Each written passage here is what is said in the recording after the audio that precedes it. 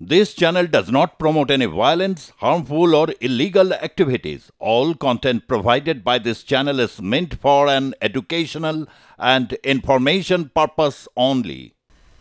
গোসাইডিহি গ্রাম লাগোয়া জঙ্গলে এবং ৫টি পরিবারের বাস যেখানে রয়েছে সেখানে ইতিমধ্যেই আশ্রয় নিয়েছে জিনাত। কিন্তু এই জিনাতকে একেবারে কাবু করতে রীতিমতো একেবারে অস্বস্তিতে পড়ে যাচ্ছে বন দফতর এবং ৫টি পরিবারকে অন্যত্র সরানো হয়েছে এবং এই জিনাতকে কাবু করবার জন্য ঘুমপাড়ানি ইনজেকশন দেওয়া হয়েছে। কিন্তু আদৌ কি ঘুমপাড়ানি গুলি তার কাছে গিয়ে পৌঁছলো?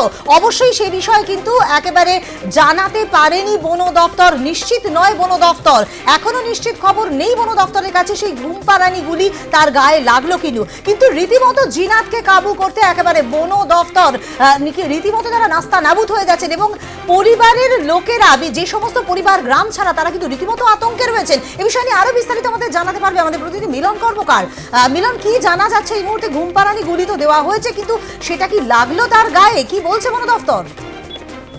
দেখো, তোমাকে এই মুহূর্তে জানাই যে বন দপ্তরের পক্ষ থেকে এবং পুলিশ প্রশাসন থেকে আরম্ভ করে যে একেবারে প্রস্তুতি তুঙ্গে, কারণ তারা একেবারে মনে করছেন যে তাদের হাতের নাগালেই চলে এসছে জিনাত। কারণ যে জঙ্গলের মধ্যে জিনাত ঢুকে রয়েছে বা রয়েছে সেখানে কিন্তু চারিদিকে জালে মুড়ে ফেলা হয়েছে এবং ডবল জাল দিয়ে সেই জিনাতকে, আর জিনাত মনে হচ্ছে যে আজ রাতে আর শেষ রক্ষা তার হবে না। তবে ইতিমধ্যে বন দপ্তরের পক্ষ থেকে ঘুমপাড়ানি ওষুধ ইঞ্জেকশন ছোড়া হয়েছে। যদি জিন্নাতের গায়ে লেগে থাকে তাহলে কিন্তু আজ এই জিন্নাতের এই যে লুকোচুরি খেলা সেটা মনে হয় শেষ হয়ে যাবে।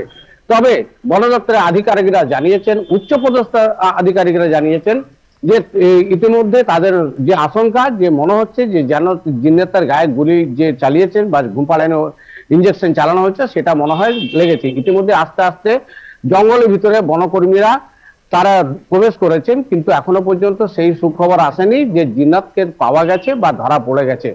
আর অবক্ষার অবসান হতে চলেছে, আর দীর্ঘক্ষণ রয়েছে। কিন্তু একটা কথা, যেখানে বাঘের ভয় সেখানে সন্ধে হয়। তুমি বুঝতেই পারছো যে এরপরে সন্ধে নেমে আসছে, আর কিছুক্ষণের মধ্যে সন্ধে হয়ে যাবে।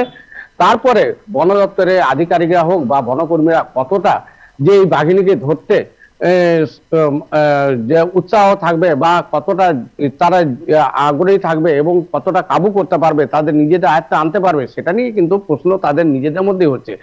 তাছাড়াও যে 5টি পরিবার সেই জঙ্গলের মধ্যে যে গোসাইটি গ্রাম রয়েছে সেখানে বসবাস করছিল, তাদের কিন্তু সকালবেলাতেই বাঘ ঢোকার পরই বন দপ্তর এবং পুলিশ কর্মীরা তাদেরকে সেই গ্রাম থেকে বিতাড়িত করেছে। মানে অ্যাকচুয়ালি বলতে গেলে তাদের নিরাপত্তা জায়গায় নিয়ে এসে রাখা হয়েছে এবং তাদের যেটা ক্ষোভ যে সকাল থেকে নিয়ে আসার পরও সেই তাদের কিন্তু যে সেভাবে দেখভাল করা হয়নি, সেভাবে দেখাশোনা করেনি, তাদের খাবার দেওয়া হয়নি। তারা কিছুটা হলেও পুলিশের সামনে বিক্ষোভ দেখিয়েছিল, কিন্তু যে তারা বলছেন যে এতটাই তারা ব্যস্ততা রয়েছেন যে নিশ্চয়ই যে তাদের প্রতি লক্ষ্য রাখা হয়েছে। তো তারা যেটা বলছেন সেটা হয়তো তাদের চাহিদা মতো হয়তো পূরণ করা হয়নি। তবে এখন দেখার বিষয় যে জিন্নাতকে কতক্ষণে মানে খাঁচাবন্দি করা যায় বা জালের মধ্যে যে ঘিরে রেখেছে সে তাদের মধ্যে বন দপ্তরের আয়ত্তের মধ্যে আনা যায়, সেটাই কিন্তু এখন দেখার বিষয়। বা লাখ টাকা নয়, কোটি টাকার প্রশ্ন কিন্তু ওই গোসাইটি গ্রামে। অবশেষে কি 3টে জেলা ঘুরে শেষকালে কি বাঁকুড়া জেলাতে এসে জিনাত ধরা দেবে, এমনটাও কিন্তু আশা করেনি বন দপ্তরের আধিকারিকরা। এখন দেখার বিষয় যে বাস্তবে কি হয় বা কতটা রূপান্তরিত হয়, সেদিকেই লক্ষ্য থাকবে আমাদের, এবং লক্ষ্য তো রয়েছে বন দপ্তর থেকে আরম্ভ করে পুলিশ কর্মীদের। একদমই তাই মিলন।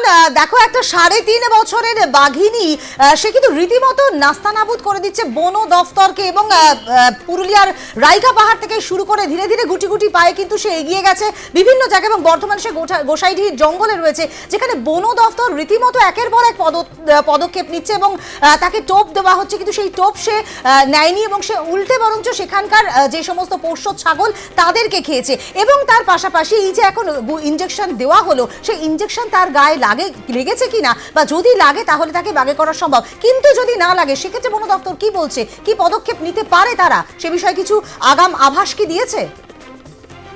দেখো, তারা জানিয়েছেন যে তারা নিরাপত্তার খাতিরে যথেষ্ট সচেতন রয়েছেন এবং যাতে কোনোভাবেই বনকর্মী থেকে আরম্ভ করে গ্রামবাসী বা যারা রয়েছেন তারা কোনোভাবেই যেন বাঘের কবলে না পড়ে বা বাঘের খাঁচায় বাঘের কপ্পরে না পড়ে, সেটা কিন্তু লক্ষ্য রেখেছেন। তারা রীতিমতো নজরদারি চালিয়ে যাচ্ছেন এবং যথেষ্ট সচেতনতার সাথেই তারা যে দক্ষতার সাথেই মানে সেই বনের দিকে বা বাঘিনীর দিকে এগিয়ে যাচ্ছে। এখন দেখার বিষয়, কারণ সন্ধে হলে তুমি বুঝতেই পারছো রাতে যখন হয়ে যায় তখন যে জীবজন্তু সেই সকল তো বটেই, তার মধ্যে যে জঙ্গলের রাজা বাঘ আর সেই বাঘের দখলে তারপরে সেখানে এগিয়ে যাওয়া। তবে নিশ্চয়ই যদি নিশ্চিত না হন বা যদি না একেবারে কনফার্ম হন তাহলে কিন্তু তারা এগিয়ে যাবে না।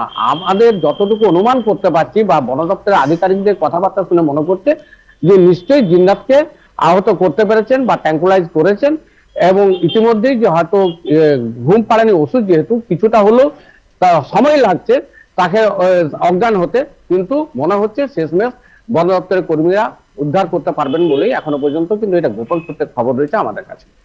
ধন্যবাদ মিলন। সুতরাং আমরা এই বিষয়ে অবশ্যই পরবর্তী সময় আপডেট নেব। আপাতত ধন্যবাদ তোমাকে। সুতরাং যে খবর ইতিমধ্যে আমরা চোখ রেখেছি, বাঘিনী আশ্রয় নেওয়ায় জঙ্গল থেকে গোসাইডিহি গ্রামের 5টি পরিবারকে কিন্তু ইতিমধ্যেই সরিয়ে নেওয়া হয়েছে নিরাপত্তার স্বার্থে, এবং নিরাপত্তার জন্য কিন্তু সেখানে একেবারে ঘিরে দেওয়া হয়েছে জায়গাটিকে, এবং তাকে ট্রাঙ্কুলাইজ করার যে প্রক্রিয়া রয়েছে তাতে করে বন দফতরের কর্মীরা অত্যন্ত আশাবাদী যে এবারে হয়তো ট্রাঙ্কুলাইজ করা সম্ভব এবং জিনাতকে হয়তো ধরা সম্ভবপর হবে। এবং এই যে গুটি গুটি পায়ে বিভিন্ন জায়গায় একের পর এক জেলাতে এগিয়ে যাচ্ছে এবং ঘুরে বেড়াচ্ছে যাতে করে কোনো রকম অপ্রীতিকর ঘটনা না ঘটে, সেই জন্যও কিন্তু যথেষ্ট তৎপর রয়েছে বন দফতর।